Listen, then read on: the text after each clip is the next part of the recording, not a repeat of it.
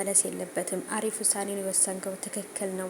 እኔ የምለው የዴቭ እናት እያስመሰለች ነው ወይንስ የሆነ ታማ ነው? በጣም ትልቅ ጥያቄዎች ወይንም ደግሞ አሪፍ አሪፍ ርዕሶችን እያነሳችሁ ነበር በኮሜንት። የተመልካች ወይንም ደግሞ የኦዲየንስ ጥያቄ ይከበር፣ መብታችን ይከበር፣ አንፈልግም፣ ይችን ሴትዮ አስወጡልን። በጣም ብዙ ነገር እያላችሁ ነበር። የእውነት እኔ ማለት ነው ድራማውን ሲለቀቅ ድራማውን ለማየት ሳይሆን የምገባው የእናንተን ኮሜንት ለማንበብ ነው ማለት ነው። ኮሜንት እያነበብኩኝ በሳቅ ፍርስ ነው የምታደርጉኝ ማለት ነው። በቃ በተለይ አንዳንዶቹማ ጨጓራችሁ ተልጦ በቃ በጣም ተናዳችሁ በስሜታዊነት ነበር ኮሜንት የምትጽፉት። አትናደዱ፣ ምክንያቱም ድራማ ነው።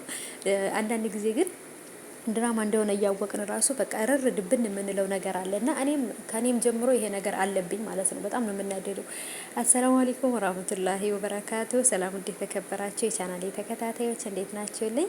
ከኔ ጋር ሁሉ ሰላም ነው። ሰላማችሁ ብዝት ተተርፍ ይበልኝ ባላችሁበት ውድ ቤተሰቦቼ። ለዚህ ቻናል አዲስ ከሆናችሁ እንደተለመደው ሰብስክራይብ አድርጋችሁ ቤተሰቡ ነው ነባሮች እንኳን በሰላም መጣችሁ ብያለሁ ማለት ነው ውዶቼ። እንግዲህ ሳውዲ አረቢያ ያላችሁ ማለት ነው፣ በተለይ እኔ አካባቢ ያለሁበት አካባቢ ሪያድ አካባቢ ያላችሁ ኦ ማይ ጋድ ዝናብ እየጣለ ነው ኦሬዲ። አሁን ላይ እኔ ረመዳን ውስጥ ነኝ ማለት ራሱ አልቻልኩም። ረመዳን በፊት በጣም ነበር የሚሞቀው፣ በጣም ነበር ሙቀቱ ቅልጥ የሚያደርገው ልብ ማለት ነው። አሁን ላይ ግን ይችን 2 አመት 3 አመት ወላሂ ማሻአላ ተባረካላ ዝናቡን እየጣለ አሁን ራሱ ሪከርድ እያረኩላችሁ የምሰሙት ድምጽ የዝናቡን ድምጽ ነው ማለት ነው። ኦሬዲ ኢትዮጵያ ያለው ነው የመሰለኝና በጣም ነው እንደዚህ የሚለው። በተለይ በጾም ሰዓት ላይ ሙቀቱ በጣም ነበር የሚከብደው፣ ግን አሁን ላይ ጾሙ ራሱ እንደ ጾምም አይደለም። በቃ ሁሉ ነገር ቅልል ያለ ነው፣ ደስ ይላል። እንግዲህ ዝናብ እየጣለ ነው።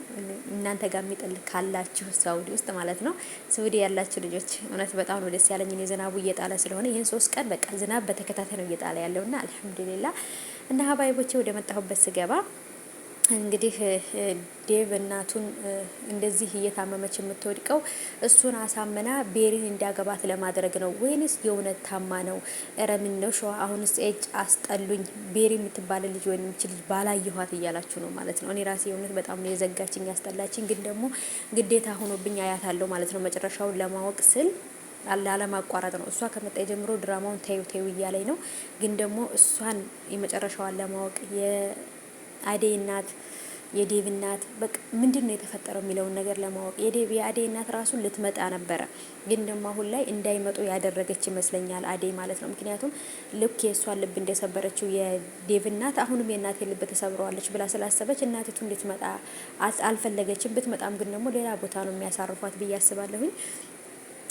ቤሪም እንግዲህ በዱርዬ በጎረምሳ አስደበደበችኝ ምናምን መንገድ ላይ ምናምን ራሷ ናት እኮ ነገር የፈለገቻት። አደይ ብቻዋን ነው የመታቻት እንጂ ሌላ ሰው የለም። ግን በጎረምሳ አስደበደበችኝ፣ ምክንያቱም መጥፎ ሴት ናት ለማስባል ፈልጋ ነው ይሄን ነገር ያደረገችው። ግን መቼም ቢሆን ዴቭና እሷ አይጋቡም። ምክንያቱም ከአደይ ጎን በጣም ብዙ ሰዎች ናቸው ያሉት። ዳይመንድም ሂዶ ለአደይ ዶክተሩና ቤሪን አንድ ላይ ያየኋቸው ምናምን ብሎ ካላት በኋላ ሄዳ ዶክተሩን አናግረው ነበረ።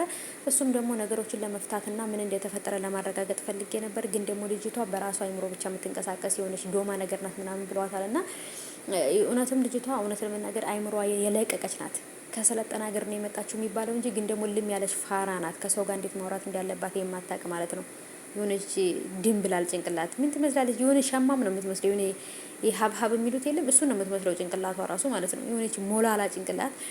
ስለዚህ ከነሱ ህይወት ብትወጪ ነው የሚሻለሽ ማለት ነው። አንቺ ቤሪ ተብዬዋ ማለት ነው። አጥበን እንዳናሰጣሽ እኛ ከጀመርንሽ በቃ እኛ የጠላነው ሰው እዚህ ድራማ ላይ አይቆይም። ስለዚህ ወደ መጣሽበት ተመለሽ አንቺ ሆንሽ እንዴት እንዲያስጠላችኝ ማለት ነው። እና ዴቭ የወሰነው ውሳኔ ደስ ብሎኛል። እልል ብላችኋል ማለት ነው። እኔ ራሴ በጣም እያሽቃበጥኩ ነው። በጣም ደስ ብሎኛል። እናንተ ስውዶቼ